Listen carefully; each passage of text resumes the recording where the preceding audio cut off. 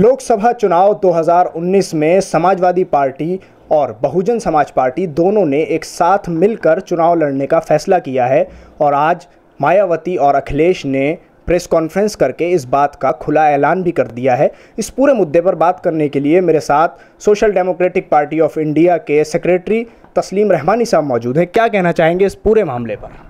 ये बहुत अच्छी बात है। ये बहुत ज़माने से ये एक मुतालबा चल रहा था और वहाँ बहुत बड़ा वोट चंक है समाजवादी पार्टी का भी और बहुजन समाज पार्टी का भी। ये दोनों पार्टियाँ साबिक़ में एक तजुर्बा हुआ भी है। इन दोनों पार्टियों के करीब आने से बहुत बड़ा वोट चंक एक दूसरे के साथ कंबाइन होता है, ट्रांसफ़र होता है एक दूसरे को, और उसके नतीजे में जो फ़िस्ताई क़ुव्वतें हैं उनको शिकस्त का बहुत अच्छा मौका मिलता है। इसलिए कि इससे पहले अलग अलग जब भी लोग लड़े उससे बीजेपी को फ़ायदा हुआ। ये कहा जाता रहा कि मुसलमान बीजेपी को हराए, मुसलमान भी कहते रहे कि हम बीजेपी को हराने के लिए वोट करेंगे। लेकिन ये जो ख़ुद को सेकुलरिज़म का दम भरने वाली पार्टियाँ हैं यही खुद अलग अलग लड़के बीजेपी को जिताया करती थीं। अब इस मरतबा ये दोनों करीब आए हैं तो ये उम्मीद रखनी चाहिए कि बीजेपी को हराने में ये इत्तेहाद एक मुआविन साबित होगा। लेकिन ये भी ज़रूरी है कि जो दूसरा अलग अभी रह गया है कुछ वोट चंक, उसको भी ये करीब लाने की कोशिश करे, वरना ये इत्तेहाद अधूरा ना रह जाए।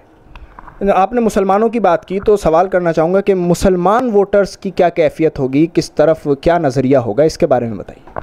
देखिए, ये बड़ा अलमिया है कि मुस्लिम वोटर के बारे में तो ऑलरेडी डिसाइडेड है, मुसलमान वोट खुद भी डिसाइडेड है और इन पार्टियों ने भी सोच रखा है कि मुसलमान किसी भी ऐसे स्ट्रॉन्ग कम्बिनेशन को वोट देंगे जो बीजेपी को हराने की पोजीशन में हो। तो मुसलमानों को तो कोई कंसीडर कर ही नहीं रहा है। एक कम्बिनेशन जो बन गया तो लामोहाला, मुसलमानों में तो किसी कैंपेन की भी ज़रूरत नहीं है, वो चुपचाप जाके ये वोट डालेंगे इस कम्बिनेशन को और 100% वोट ट्रांसफ़र होगा मुसलमानों का उत्तर प्रदेश में इस कम्बिनेशन को, भले ही उनको कोई नुमाइंदगी मिले या ना मिले। इसलिए हमने कल कहा है, कई जो जिम्मेदारान हैं उनसे कहा है कि मुस्लिम वोट को टेक इट फॉर ग्रांटेड ना लें कि साहब ठीक है मुसलमानों बीजेपी को हराना है तो कुछ भी कर। ये कम्बिनेशन अगर विनिंग कम्बिनेशन बन रहा है तो इस कम्बिनेशन की ये जिम्मेदारी है कि वो कम से कम 20 सीटें उत्तर प्रदेश में मुसलमानों की हैं जिन पे मुसलमान वोट हावी हैं।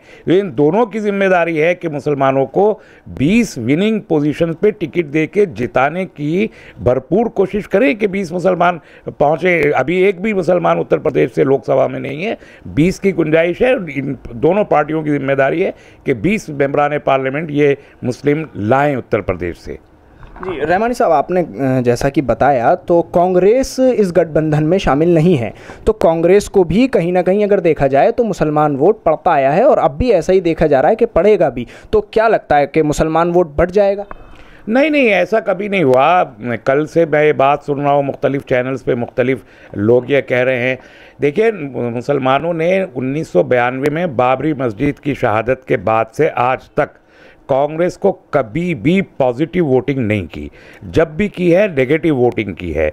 जिन जिन जगहों पर कोई और ऑप्शन नहीं होती कांग्रेस के अलावा वहाँ पर मुसलमान कांग्रेस को वोट करता है। लेकिन जहाँ ज़रा भी स्ट्रॉन्ग पॉसिबिलिटी होती है, ऑप्शन होती है, वहाँ कांग्रेस को छोड़ के मुसलमान उन पार्टियों को वोट करता है। समाजवादी पार्टी और बहुजन समाज पार्टी अगर उत्तर प्रदेश में राइज कर सकें उस सियासत में तो सिर्फ इस वजह से कर सकें कि मुस्लिम वोट कांग्रेस से नाराज़ होकर उनकी तरफ कंसोलिडेट हुआ। इसलिए उत्तर प्रदेश में अगर कांग्रेस इत्तेहाद में शामिल नहीं भी है, और उन लीडर्स का कहना ये सही है कि कांग्रेस का जो अपर कास्ट वोट है वो इन जो समाजवादी और बीएसपी की पार्टियों में ट्रांसफ़र नहीं होता, ये वोट कांग्रेस को ट्रांसफ़र हो जाता है, इसलिए वो गठबंधन नहीं कर रहा है। तो जो 7% के करीब कांग्रेस वोट है वो भी कुछ कम हो जाएगा इस इलेक्शन में, वो बीजेपी की तरफ कंसोलिडेट होगा, या जो नाराज़ है बीजेपी से वो इनकी तरफ आएगा।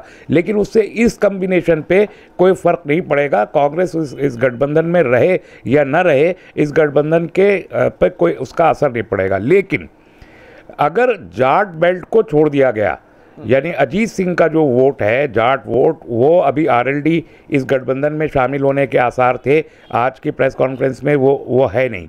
उसका नुकसान इस गठबंधन को होगा कि भारतीय जनता पार्टी को वेस्ट यूपी की कम से कम 23 सीटों पे फ़ायदा होगा। उसकी वजह यह है कि अजीत सिंह की अपनी पोजीशन वेस्टर्न उत्तर प्रदेश के जाट वोट में बहुत कमज़ोर है। अब अगर अजीत सिंह किसी स्ट्रॉन्ग कम्बिनेशन का हिस्सा होते हैं तो जाट वोट यकीनी तौर पर अजीत सिंह के साथ जाएगा। लेकिन अगर अजीत सिंह तनहा लड़ते हैं तो अजीत सिंह को पिछले इलेक्शन की तरह अभी भी कुछ नहीं मिलेगा। नतीजे में वो वोट ट्रांसफ़र होगा बीजेपी को। तो बीजेपी को जाट वोट मिलने से बहुत ज़्यादा यहाँ फ़ायदा वेस्टर्न यूपी में हो जाएगा। इसलिए हम कह रहे हैं कि अजीत सिंह की भी जिम्मेदारी है कि वो 5 सीट और 6 सीट और 4 सीट का ख्वाब देखने की बजाय अगर 2 सीट मिल रही है तो उसमें भी उन्हें इस कॉम्बिनेशन में शरीक रहना चाहिए, वरना उन्हें 2 सीट भी नहीं मिलेंगी। तो अभी आप इस गठबंधन को पूरी तरह मजबूत नहीं समझते हैं? हाँ, वेस्ट यूपी में तो अगर आरएलडी साथ नहीं आती, क्योंकि आप देखिए कैराना के इलेक्शन में भी आरएलडी साथ थी तो वो जीत गए, और देखिए सिर्फ आधा और 1% वोट का फ़र्क है। ऐसे में अगर अजीत सिंह साथ नहीं हुए तो वेस्टर्न उत्तर प्रदेश में बीजेपी को उसका फ़ायदा होगा। इसलिए इनको चाहिए कि इस कॉम्बिनेशन को भी और अजीत सिंह को भी, अगर ये ईमानदार हैं और बीजेपी को हराना चाहते हैं तो आरएलडी की कोशिश होनी चाहिए कि वो भी शरीक हो, और इस कॉम्बिनेशन की भी ये कोशिश होनी चाहिए कि उसे अकोमोडेट करें। आज से काफ़ी वक्त पहले, जैसा कि बताया जा रहा है 23 साल पहले बीएसपी और एसपी का ऐसा ही एक गठबंधन देखने को मिला था जो कि कामयाब साबित नहीं हुआ। नहीं, वो भी कामयाब था। वो वोट को पोलराइज करने के हद तक तो बिल्कुल कामयाब था। समाजवादी और बीएसपी ने मिलकर सरकार इसी बुनियाद पे बनाई थी उस वक्त के वो वोट एक दूसरे को ट्रांसफ़र हुआ था। बाद में लीडरशिप को लेके उनका झगड़ा हुआ और चीफ मिनिस्टरशिप की कुर्सी को लेके झगड़ा हुआ, इसलिए वो टूटा बाद में। लेकिन वोट ट्रांसफ़र होने के नुक्ते नज़र से तो बहुत कामयाब तजुर्बा था वो। तो मैं यही सवाल आपसे करना चाहता हूं, कहीं ऐसा ही एक मंज़र इस बार देखने को ना मिले कि अखिलेश यादव और मायावती में भी इसी तरह का कोई झगड़ा देखने को मिल सकता हो? नहीं, वो तो बहुत बात की बात है। उससे पहले तो वोट ट्रांसफ़र हो चुका होगा, बीजेपी हार चुकी होगी, तो इसलिए वो बाद में क्या होगा उस हाइपोथेसिस की बुनियाद पर अभी कोई एस्पर्शंस का कास्ट करना, ये कोई सियासत में कोई अच्छी चीज़ नहीं है और उसकी ज़रूरत भी नहीं है। तो बीजेपी के हक़ में इस गठबंधन को किस तरह देखते हैं? बीजेपी के हक़ में तो ये सिम कातिल का दर्जा रखता है, फैटल है बीजेपी का। तो मुझे तो लगता है कि ये 3 पार्टियां अगर मिलके लड़ें और तिकोना कंटेस्ट भी हो, यानी कांग्रेस अलग लड़े, ये कम्बिनेशन ये 3 पार्टी का बल्कि 5 पार्टी का, बीएसपी, समाजवादी पार्टी, अपना दल, राजभर की पार्टी, सुहेल पार्टी और आरएलडी, ये 5 पार्टी मिलके अगर लड़ती हैं और दूसरी तरफ कांग्रेस और बीजेपी होती है तो यकीनी तौर पर ये बीजेपी का सफाया मतलब अंडर 10 में बीजेपी रह जाएगी, इसकी उम्मीद करनी चाहिए। लेकिन अगर आरएलडी बाहर आता है, आरएलडी सिर्फ बाहर रहता है तो बीजेपी तकरीबन 25 सीट जीत जाएगी। शुक्रिया।